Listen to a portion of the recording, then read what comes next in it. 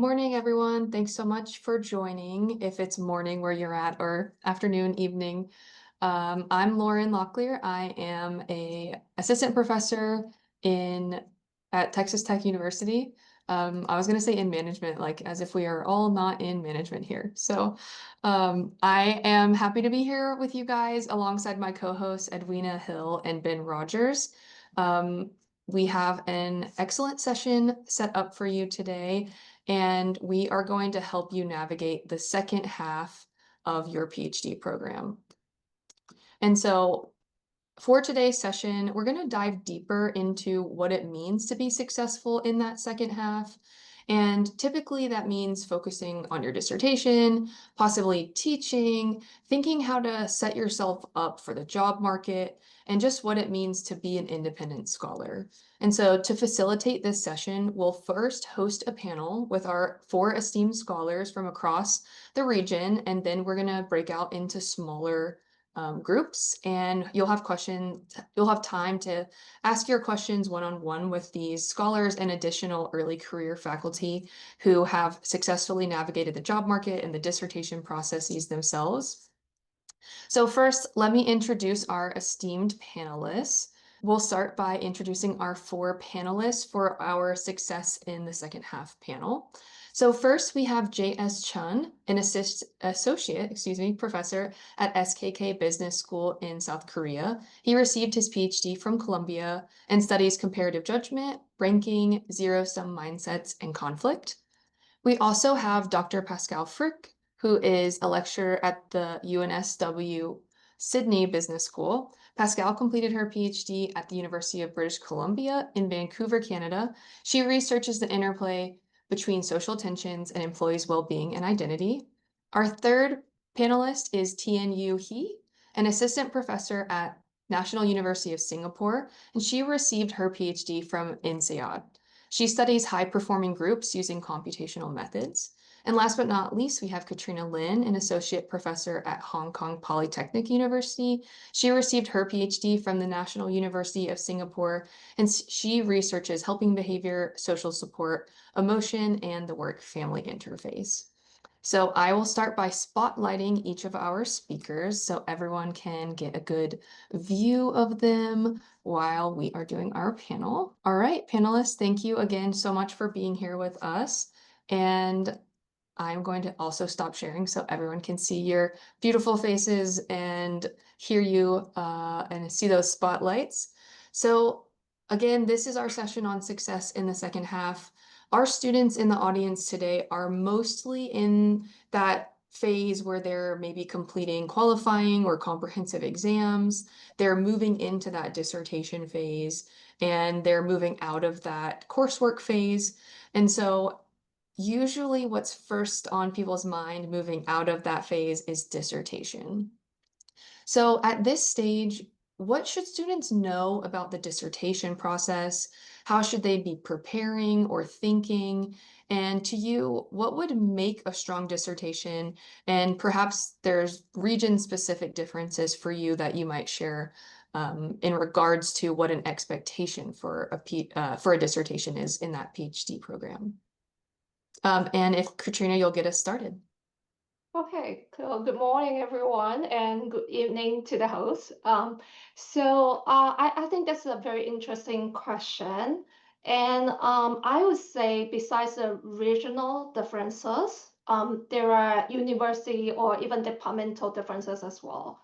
So even coming from Singapore, where I did my PhD degree, I believe that different departments have different expectations and different norms regarding what a good thesis would look like.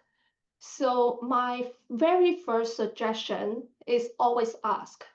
Ask about the norms, ask about the expectations, not just from your advisor, but also maybe from your senior doctoral students, from your seniors, what their experiences were like. Because I think this is important, because by the time you want to propose your thesis, you need to know whether you need to put together a few different projects or just one single paper-like project within your thesis. So I think understanding the expectations from your advisor is a very important starting point. And as I just mentioned, so when you ask these kind of questions to your advisor and to your seniors, you also want to ask about few things. So in terms of the contents, right? So what you need to include in your thesis. The second one would be the timeline, because I believe that different places have different timelines as well. So at NUS, when I was a doctoral student, I'm tapping into what Tianyu will probably share later. But when I was a doctoral student, I was supposed to to finish my proposal defense 1 year before graduation. And then once I completed my proposal defense, I was only given 1 year to finish everything in order to graduate. So this is pretty different from my current institute, where the students usually complete their proposal defense by the end of their second year. So this is pretty different, because here we go with a 4-year system. Usually students graduate within 5 years, but then it's 2 years and they were given another 2 years to finish everything. So understanding different timelines is really important, because I can't really give you an answer. It depends on your university, it depends on your institute. So I would say, like, you need to figure out what would be the contents that should be included, what would be the timeline for you to manage, to design a plan in terms of when you're going to start talking to different people to figure out your idea, and when you're going to form your committee. So committee members will be another thing that you need to think about. So when you're going to form your committee, when you're going to finish your proposal defense, when you're going to collect the data, when you are going to finish the final defense. So the timeline really matters. In particular, in your last year, you'll be on the market, so you never know what will happen. And by the time you want to graduate, to get the job, to join a new university, maybe your advisor wouldn't be around in the summer to help you with your final defense. So always plan ahead, manage everything, have a clear timeline in your mind. So I think those are the first few things that pop up in my mind. And I would like to invite other panelists to share their experiences as well. Should I call? Oh, yeah, please, Pascal. Or I can say that something that I think that stood out to me with the idea of asking questions about your own institute is another great approach to start understanding the norms is attend other people's defenses, full defense, and then also their proposal defenses, because I think that'll help you get an understanding of the scope of the dissertation, what's kind of an acceptable size, if you will. What are the kinds of questions being asked? What are the kinds of methods people are using? That'll just help you key into the whole process of it.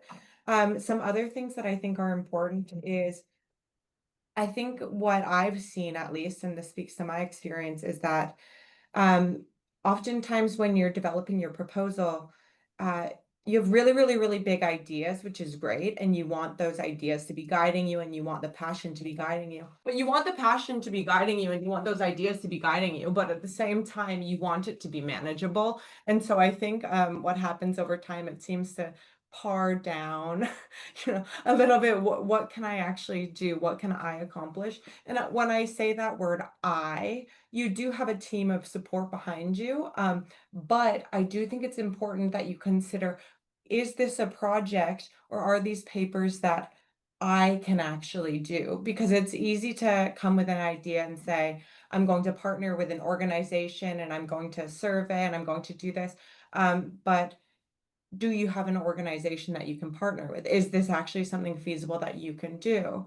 If not, then how can we take that same idea and bring it to a level that you know that you could accomplish? Because I think this is the stage where you're becoming that independent scholar, and you need to be able to accomplish it without necessarily having the connections of a supervisor or the data readily available. So all of it suddenly becomes more on your shoulders. So really thinking about the scope and just leveling it to an area where you feel like you could really accomplish it. And then in tandem, talking to your supervisors about that so that you make sure that it's still dissertation worthy, in the sense that it is important questions, big enough that you would be able to graduate, those kinds of things. And then I'll say anyone else can contribute also. I'll jump in because I think it's a very important point about your supervisor, because I came through like two very different institutions, my PhD program and right now at NUS. And I think later on during the roundtable with Katrina or Liuxin, they're like our best graduates from NUS. You'll know that I think the culture can be very different and the norm is very different. So I think it's important to talk to your supervisor ahead to align your goals, right? In the end, assume you're here because you want to find an academic job. I think dissertation topics are great. They might be something that you've been interested in for a long time, but in the end, to pursue that, you need a job after, right? So what does your dissertation actually serve in the process of getting a job and in your career is very important. And I do think different advisors have very different expectations and because different departments have different norms, you want to be able to make sure that your dissertation serves your goal without violating the norm in your department or what your advisor might have in mind. I think that's a good discussion to have as early as possible. For example, if you're able to package a few different projects, of course, you want to focus on the projects that will be able to come out as early as possible during your PhD program. So that's all very different depending on who you're working with and what type of topic that you're working with.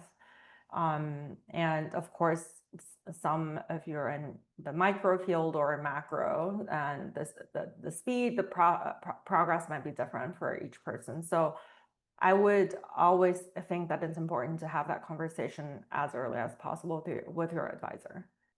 Yeah, I'd like to share a couple of comments on my thoughts about the dissertation writing processes. First of all, I hardly believe that I was a case of success during my PhD, so please take my comments with a grain of salt. At the same time, I'd like to say that it would be ideal to have for you to have a dissertation topic that is broad enough so that you can generate this pipeline that you could continue to pursue even after your PhD, so that you could develop your case toward your tenure evaluation. At the same time, it would be very practically wise to have a topic that is specific enough that you can develop into a particular paper that you can ideally get published or get in the process or get in the stage of having an R&R, or ideally toward the later phases of R&R of publication processes. So I believe that in terms of the topic, it would be very important for you to have a broad enough topic that you can branch out in as many ways possible. At the same time, be specific and strategic about that one specific paper that you can probably get to the later stage of the publication processes, so that you could use it as a weapon or as a currency for yourself in the job market. So, those two things are, I believe, practically important. And my last comment is, again, just like everyone else, it would be really important or valuable for you to have a dissertation topic that has a personal appeal to you, that you can really dedicate yourself in studying these topics because they are just interesting to you.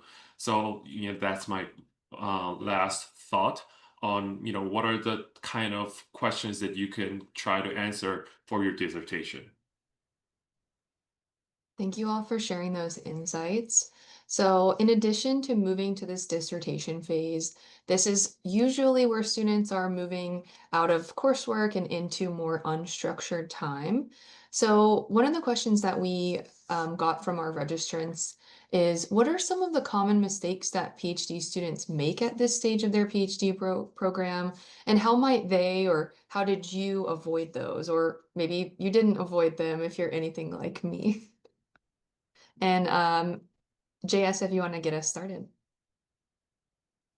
Yeah, the common mistake would be I personally have made a ton of mistakes, and one of those things I will probably elaborate on a few of them later on. But in this stage, I feel like I was too ambitious or overly optimistic about how each project that I was considering as part of my dissertation package would unfold. So some of those projects, some of those ideas eventually got much slower than I expected, and I couldn't really strategically use them for my job market and so I ended up publishing one paper before my job as a part of my dissertation package before going into the job market. But for the other projects, it became way slower than I was thinking. So having that one strategic paper would be really valuable in positioning yourself in the job market. At the same time, be mindful of the possibilities that if you're pursuing many ideas or multiple papers simultaneously, things can slow down very easily. Other panelists want to jump in? Oh yeah, go ahead, Katrina. Yeah, so maybe I can just jump in here. So I echo with what JS just mentioned. I think managing multiple projects is a huge challenge for most PhD students, for faculty members as well. Because for faculty members, it's not just about managing projects, it's about teaching, it's about services. But back then, when I was still lucky as a doctoral student, I devoted all of my energy to multiple projects. And I realized that if you are the one leading all those multiple projects, it's going to be tough, especially when the projects are at the same stage, right?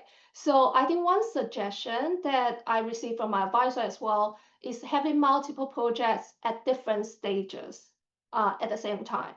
For example, at this moment, you have a project where you are developing the idea, you have another one where you are collecting data, you have another one when you are writing up the manuscript, and even better if you have an R&R ongoing as well. Assuming that in all of these projects, you are kind of the lead author or co-leading author. But I would also recommend that maybe you can consider working with other faculty members, with your seniors as well, so that when you collaborate in a whole team, it kind of share the burden a little bit and also speed up the whole process so that everyone wins out of those projects. So I think it's important to keep a good balance between the number of projects that you are leading and the number of projects that you are working in a supporting role. So that by the time when you're up on the market, you probably have ideally one or two at the R&R or even better, the late R&R stage. And maybe one of those is led by you so that you can use it for your job market, so that you can use it for your job talk. I think related to that, I would like to add also relevant to the thesis question that when you are on the market, when you're thinking about which paper you're going to present at your job talk, I think a lot of schools actually expect you to present your thesis. But thinking about the timing when you are going out for a job talk, it will be it will be the semester one of the last year, right? So there will be the time when a lot of the students are still collecting data. Ideally, you should have already finished collecting most of the data by then so that you have some data to present at your job talk. But if your process is slowed down a little bit, then maybe you will consider presenting another article that is led by you, ideally is already in the R&R process. So I think, again, back to the earlier point I mentioned, you have to plan everything ahead, consider how many projects you can manage at the same time, whether you're going to lead all of the projects on your own, or are you going to work with other faculty members or your students, your peers, your seniors on those projects. And then think ahead which project would be the best one for you as your job market paper. Yeah, so those are just some thoughts that I would like to add on based on Jay's comment. for one thing that I think is the biggest mistake, it's a big mistake.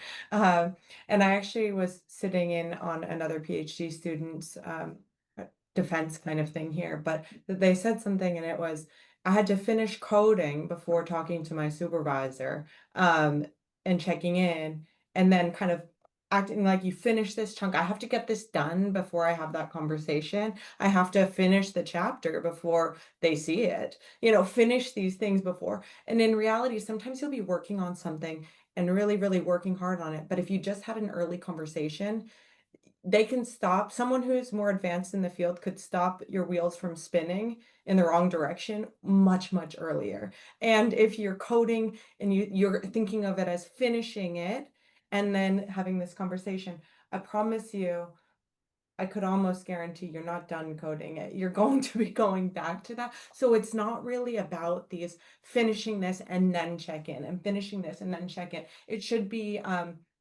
multiple smaller check-ins along the process so that you can get feedback on what you're doing. So I think having feedback frequently and getting over the mindset of thinking that it has to be in some sort of great condition before you share it is probably a more productive way to go about it. So I think talk to your supervisor frequently, but that also means when you're attending conferences, share early stage work, share early stage ideas, because it's possible that you're working on something and then you meet someone that's working on the exact same thing, and then you guys could be collaborating, and that would be super helpful instead of then ending up with two papers that are almost identical and you're competing with each other. So just really, really early conversations, and you just have to let it go of going, it's not ready to share yet. Share, and especially share with your supervisor so that you can get that guidance and then they can help shape your direction. These are all great points. I'm trying to think what else I can add on to. I think one of the things is, I wouldn't call it a mistake, but I think it's a habit that when we're transitioning from taking classes to being on our own is to actually think this is unstructured time. Try to have some structure in your day. I think that's important. That's like very practical, much less about some strategic direction. But because I think a lot of the things that the other panelists mentioned is that you can really control the output. All you can do is the input. You have to make sure you consistently do a few hours of good work every day. And I think because you can't really bet on any one of your specific project to turn out to be your job market paper. So you don't even need to think about it that ahead of time. In my opinion, you can always decide on like basically the semester before when you go on the market. But what you can do at this point is just to try to push your projects as further as possible. And at that point, you can say, okay, let me decide, say, the March that year, which project I'm going to use as my job market paper. Betting on one is never the way to go, as the others have alluded to. So that I think that's all you can do. And of course, checking in with your advisor, because sometimes when you're stuck and we don't know that you're actually working on these things, I think it creates anxiety for both parties. It's like, what is going on? Why haven't I heard from this person? So don't do that. And finally, I think, I guess to conclude this question is, I think a lot of things that you do now in retrospect will look like mistakes, but they're not. There's always the shortest path between point A and point B in retrospect, but you can never figure that out ahead of time. These are all things you can do to prepare yourself better for all the information that you have at that point. So don't beat yourself up because you thought you made a mistake at some point. Just, let it go and move on. Thank you for sharing. Yeah, I mean, Oh, sorry. Yeah, maybe I can add a little bit more, because things we're talking about, like, don't just work on the project on your own, and maybe you should go out and talk to people, and you will realize that all of us are making mistakes all the time. So it's not a big deal. It's a learning process. And I always, from an advisor's perspective, I always remind my students to actually focus on the progress rather than focusing on what you immediately gain. Because focusing on the progress makes you feel like you are making you're putting effort, you are making small wins, and then you are one step closer to the final goal. So always focusing on the process. I guess get support from different people, from advisor, from your peers. Get a support network. It could be, I personally prefer someone who is not academia. So yeah, because sometimes they have different perspectives. They can give you emotional support as well. And sometimes I talk to them regarding research ideas that I have in my mind. I didn't have any really industry work experiences before, so talking to people in the industry always help in order to polish my ideas to develop something that is more relevant to the world. And also, I think like getting support from those people, and you might practice your job talk with your non-academia friends as well. What I did is I actually asked my friends to come together. I went through the presentation, not really in a formal way, but went through the idea in half an hour just to get their thoughts before I really did my prep talk in the department. So I think getting some people outside of these small academia community might actually help you to gain fresher perspective, to get their support, and help you improve your mental well-being, I would say. Yeah. I think this is the perfect segue to our next questions. And so all of the questions so far have really been about dissertation, and implicit in our conversation and some of what we brought up is the job market. And for most students, our end goal is an academic job, maybe not for everyone on the call. But if at this stage, students may not really understand the job market or the logistics of it, they're like, what does job market mean? How is it organized? Who's involved? What is a committee? What do you mean I need documents? What are documents? How long does this thing take? Like, if I were tell me like I'm 5, open the black box for me of the job market. Can you give us a little bit of an overview of that? And Pascale, will you kick it off for us? Yes, okay. So the job market, let's think about timing first. So I think the way that I would typically think about it, AOM is a pretty good marker of the year for everybody. So AOM is coming up next month. But people who are going on the job market are the people who are finishing their PhD and anticipating to try to find a job for, if AOM is in July, August, they're hoping to usually find a job by the following start of the term, which would be August, September, right? I think that's the general timeline.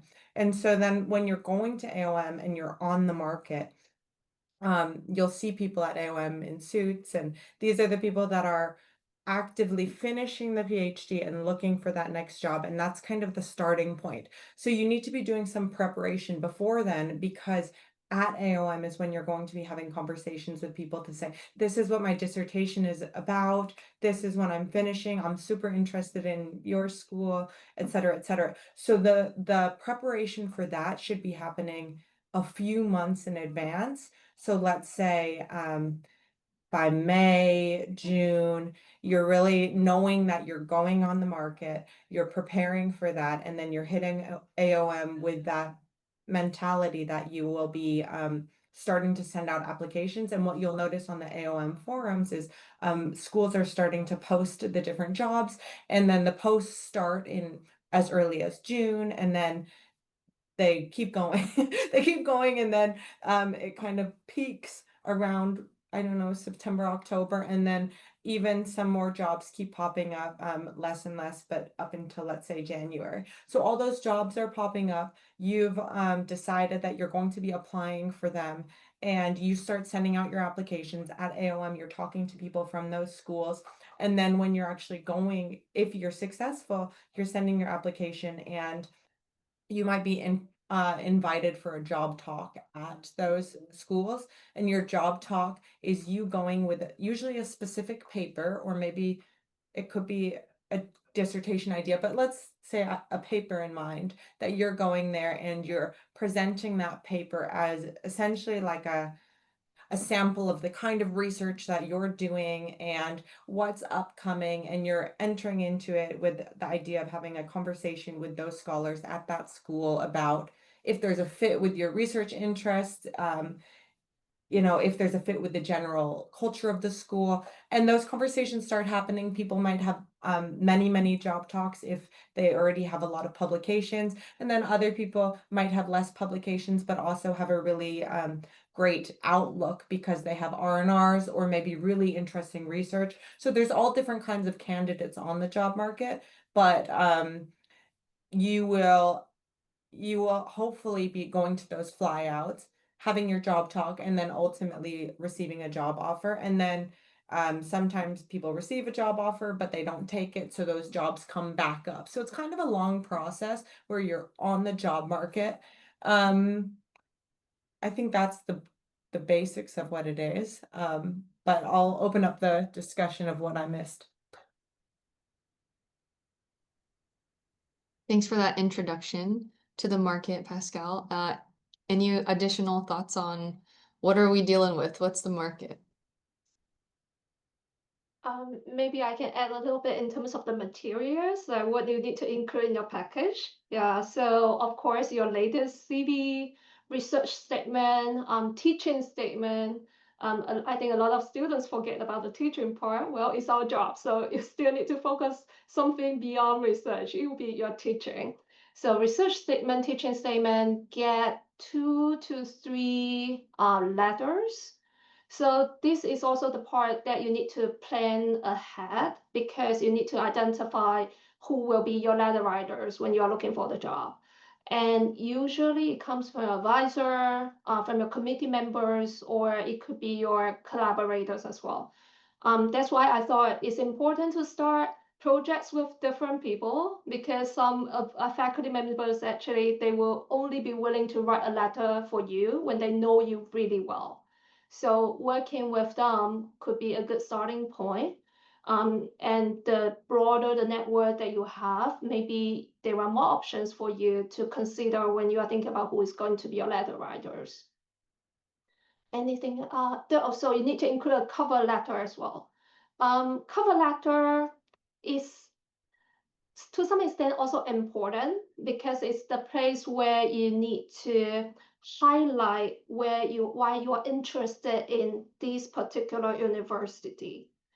I think from the recruitment, from the hirings perspective, sometimes we went through the cover letters. Those are too general. It's hard to tell whether this is a place that is attractive to you.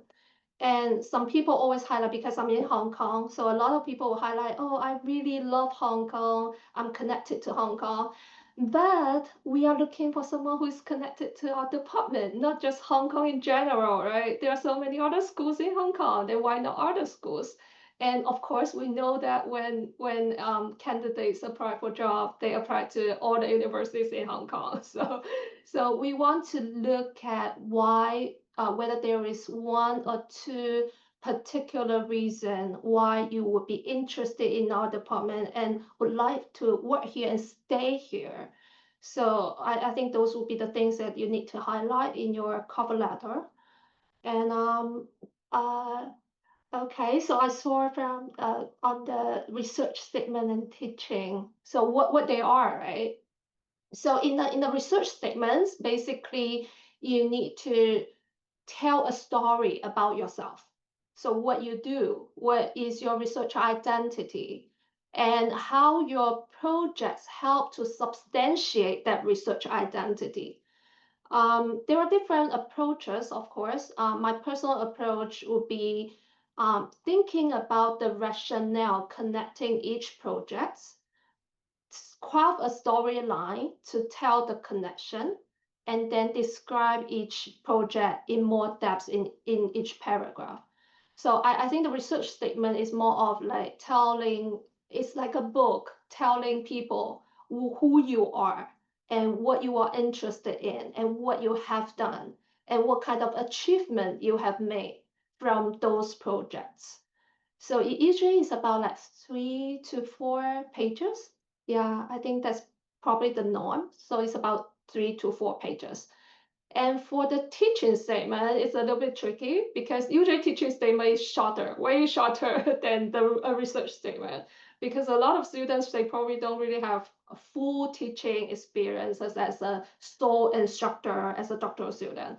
So in the teaching statements, basically you need to describe what is your teaching philosophy, what is your approach when you are in the classroom, what kind of achievement you have made, what kind of courses you have taught, whether you have received positive feedback from the students. Sometimes you get the evaluation, right? You can list some of the positive feedback from the students as well, and end your statement with a paragraph summarizing what would be the potential courses you are open to teach in the future if you join a department. I think though this last paragraph is also important because sometimes you can actually figure out from the job advertisement regarding what particular courses they are looking for someone to teach.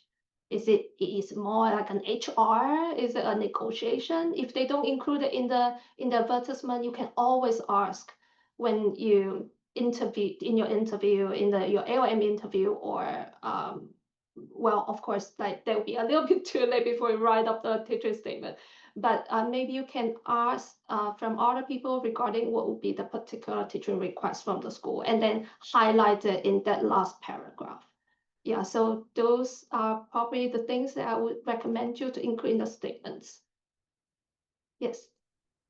I think also one of the things that's important to plan ahead is when you want to practice your job talk. I know sometimes it feels like, oh, I'm not even getting any flyouts. Why am I planning for it? But I think especially before you've done a lot of extensive teaching, I think presenting your job talk can be quite difficult, especially responding to all the different scenarios. So don't wait for having a fly-out invitation to start thinking about it. And one of the reasons that you want to do this is that you want to collect as many questions as possible ahead of time. Because if you've done your practice with different audiences, with different groups of people, not only do you improve your presentations, but also that basically all the questions you potentially will see during your actual job talk, you've already thought about it, because you're basically like collecting this large set of potential questions that people might challenge you on. So I think that is always important. And also talking about research statement, I think it's the one place where you can expand on your working project as well, because oftentimes when people just read your CV, they don't really know what's going on with the other projects that are either not published or they're late stage. There are a lot of interesting things, methods that you can share about. This is where you want to plug them in, I would say. I think that will be my main additional points. And regarding cover letter, I do think, especially in this region, it's kind of important, because there's always the doubt of whether you're willing to move to Asia, to Australia, because it is a bit geographically further away from where the majority of the PhD programs are. So I think that is an important point. And one thing, maybe this is just my personal take, might not work for everyone, is if you do have advisors who know anyone in the schools that you're applying to, I think, not that it will guarantee anything, but I think it's worth at least signaling my student is interested in going to your university. I think that's very important, especially for schools in the region, because flying someone out is costly, and spending like a whole day, 2 days with someone, it's a lot of time in people's schedules. So of course, I think it makes sense that people want to make sure that at least this person has some intention of moving to this side of the world. Yeah, I'd like to talk about job market paper. So it is an exemplary work of yours that really captures your research identity and research topic. So it is very important for particularly the macro students to have a strong job market paper. And realistically speaking, macro students, strategy, or OT students can get a job without a publication or without an R&R. Strong job market papers can really get them to be invited for job interviews. That is possible in the world of macro. In micro, I'm more skeptical if you can really actually be invited for job interviews when you don't have any publication or late stage R&R. So for in the world of micromanagement, micro OB, ideally, I personally believe that the ideal package is one publication and one late stage R&R or early stage R&R. One publication, one accepted paper, and one R&R would really help you differentiate yourself in the market among a ton of job applicants in the market. At the same time, I'd like to once again emphasize that job market is not the end of your journey. After landing a job, you have to work on your field of research, continue to work on your pipeline to be eventually get tenure at your institution. And so what I'm trying to say is that having one publication would be important, or having a late stage R&R would be practically very valuable. At the same time, do not um, forget about the fact that this is a long journey. So you can continue to develop other ideas, or you can continue to branch out your research topic, even as you're working on your job market paper, because this is a long journey, and eventually you can't really get tenured with one publication or two publications. You need much more than that. So having a strong job market paper definitely helps. For micro students, having one publication or at least one R&R will be highly valuable. Beyond that, I don't think it's a necessary thing to have. And people may disagree with me, but I firmly believe that it is much more. It's very important to have a pipeline that will come after the job market. Strong pipeline would be really important in your journey toward getting tenured, so you can continue to um, anyway, continue to broaden your scope of research so that you can continue to develop your pipeline. Thank you all for opening the black box of the job market for us.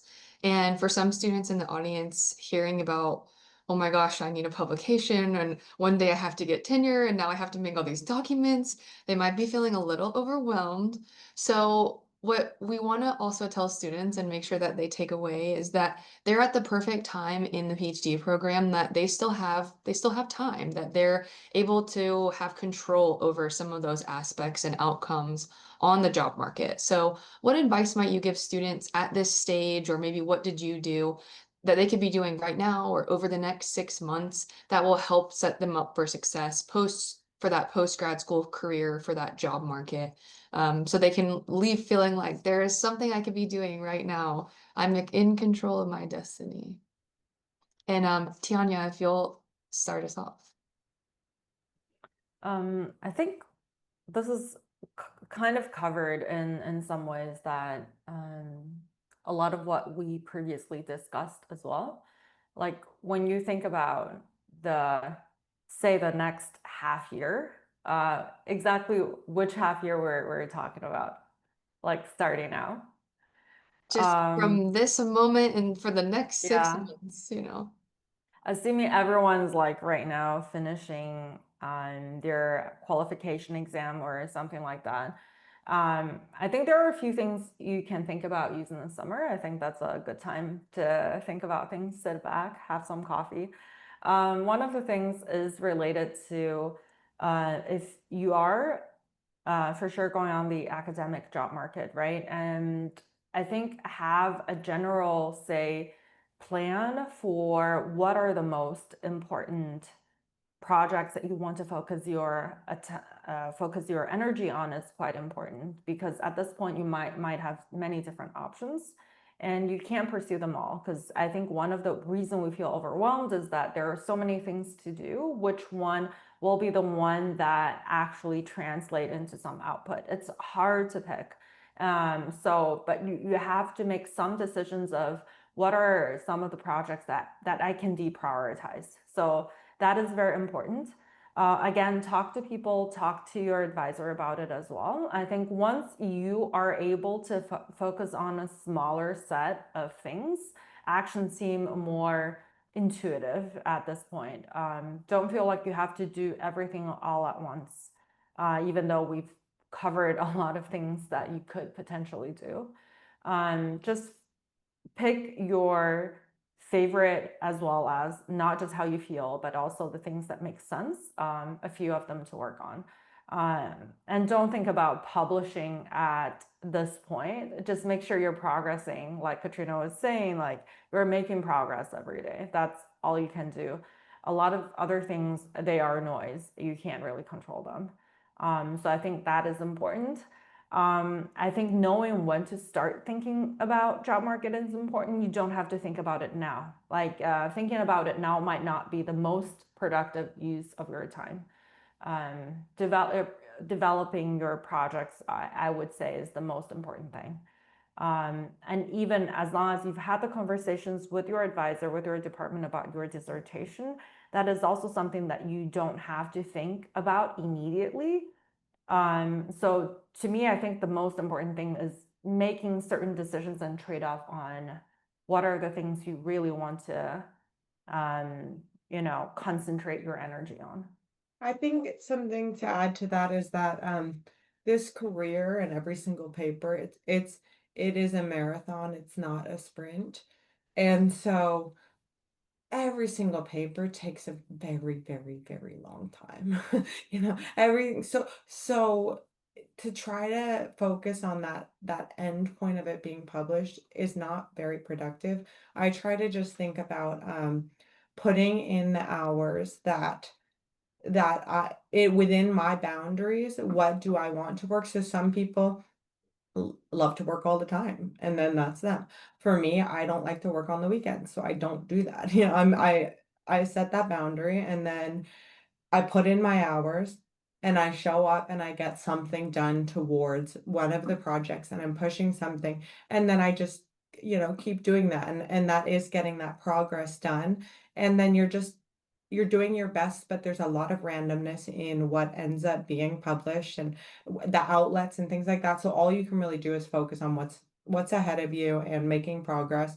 And another thing that I have in my theory is that essentially there's like a sorting hat of like you're going to be sorted into a position that's right for you. And so if you are running or you're sprinting and you're sprinting throughout your PhD and you keep it pressure, I work every single day, every hour.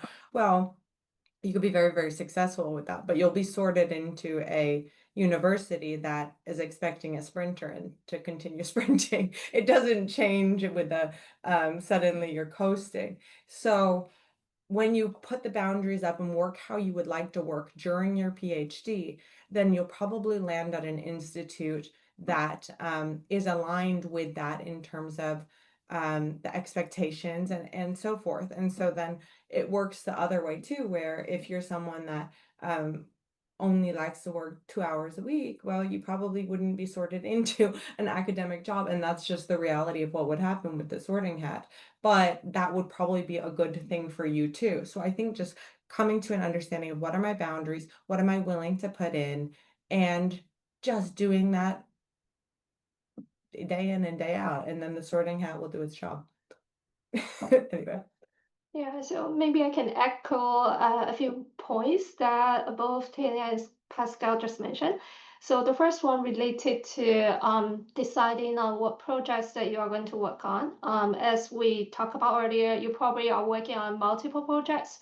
Set a day for you, write down each project, rank their priority, thinking about their potential, and make some decisions, some tough decisions. Sometimes you have to just give up on certain projects. Not just me, I think throughout the process, I gave up quite a number of projects as well because, well, for more practical reasons, because in some universities, we don't really count lower tier publications when you are up for tenure, right? So of course, we have to reserve time on the more promising projects. So set a day for yourself, listing all the projects, rank them, think about whether you should give up on some to prioritize others. I also came across students who, so we all know escalation of commitment, right? When you put in a lot of efforts, you think you shouldn't give up that project. You should continue working on that, believing that you will be accepted at top tier journal at one day. But it's not likely to happen all the time. We know that the rejection rate is super high at top tier journals. So most of the articles, most of the projects, they get rejected all the time. Therefore, I think it's important for you to decide, not based on how much effort you have already put into the projects, but get some input or insights from different people regarding the potential of that project. And if it's necessary, maybe it's a time for you to call it a stop or even quit the project because you probably wouldn't have time to commit on it and you want to prioritize the more promising one that would potentially be your job market paper. And the other point that I really like that Pascale just mentioned, I think the whole job search process is a selection process from both perspectives. So it's not just you are being selected, you are choosing a place that fit you as well. So I don't think there's good answer regarding whether this is a good job. You will never know. Maybe you will know it by the time you retire, but then you never know, right? But you want to look for a place that will fit you, and not just in terms of the requirements, but it's also about the colleagues there, the culture in that department. So don't think about you being the one who is being selected. You are the one out there choosing a place that is right for you as well. So I think changing your mindset, changing your perspective will also make your life easier. So that's just one thing that I would like to add. Yeah, I agree with everything that the other panelists have shared. I think that having a strong routine is very, very important, and focusing on your daily progress and more weekly progress is very important because it will really recharge us with a sense of control and sense of our self-determination.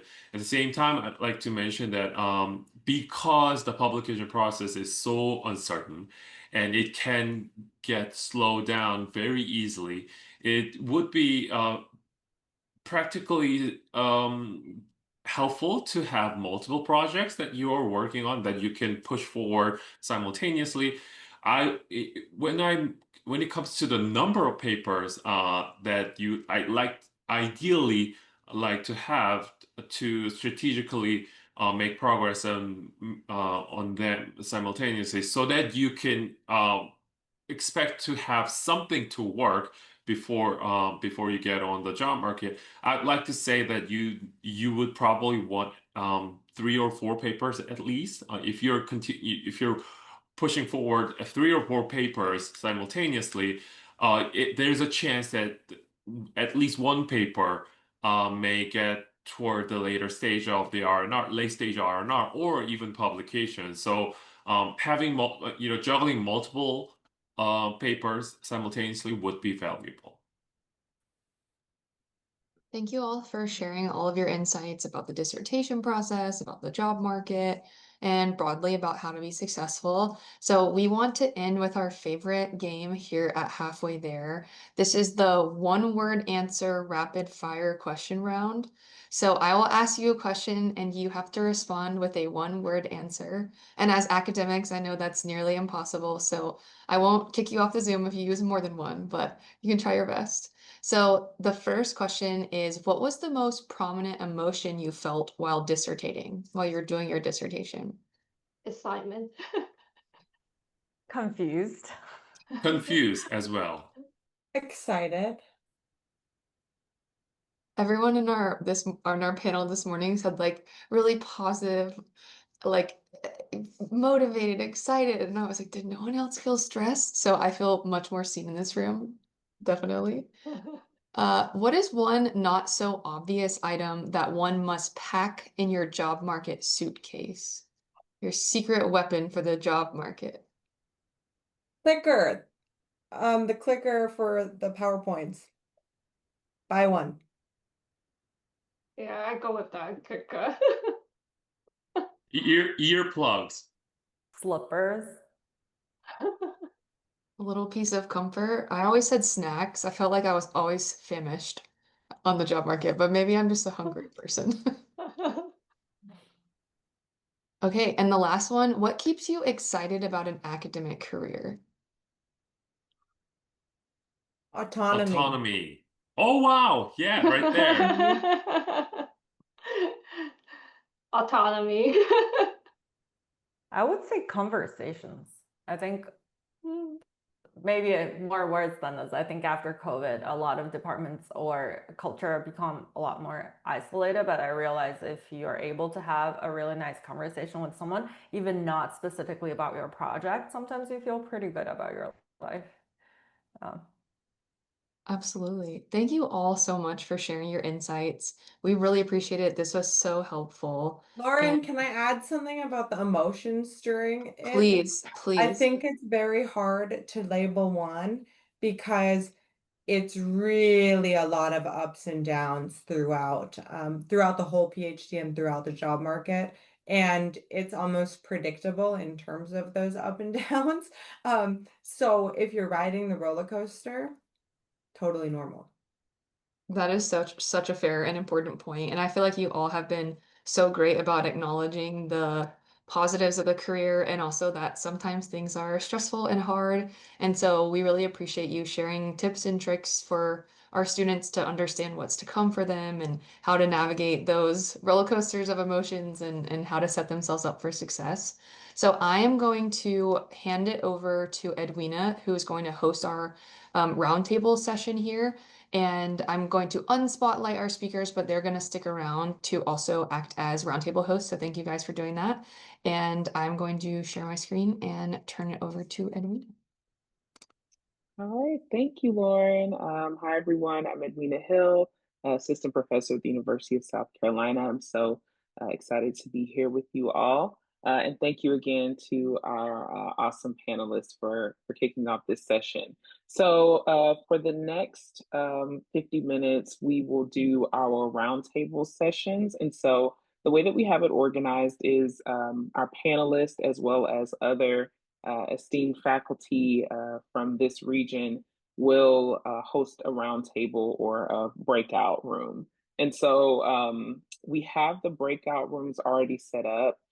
They are labeled according to the name of the faculty member who will host that room.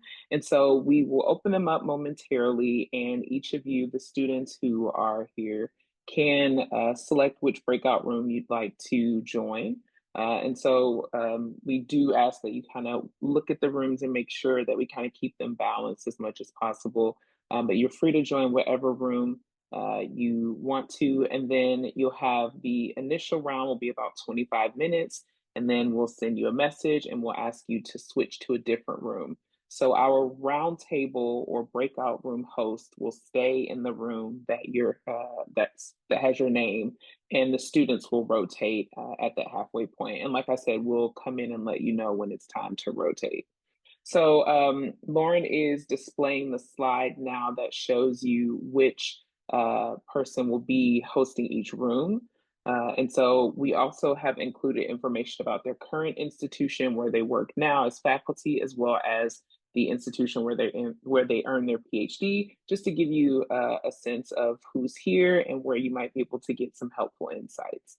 So I'm going to turn it over now. I'm not a Zoom expert, so I know Zoom magic is about to happen. You guys will have the ability to join one of these rooms and begin your first 25-minute round. Yeah, the rooms are now open. So panelists, if you'll join the room that has your name assigned, and then the students will join you in those rooms. All right, everyone. So on behalf of my co-organizers, Lauren, Ben, and Bailey, again, we want to thank our panelists and roundtable hosts for being with us and for sharing all of your insights and your experiences and your wisdom. I know that we've all gained a lot from hearing from you, and so we just really appreciate you sharing your time with us. And then, of course, we want to thank all of you, the students who have attended this session.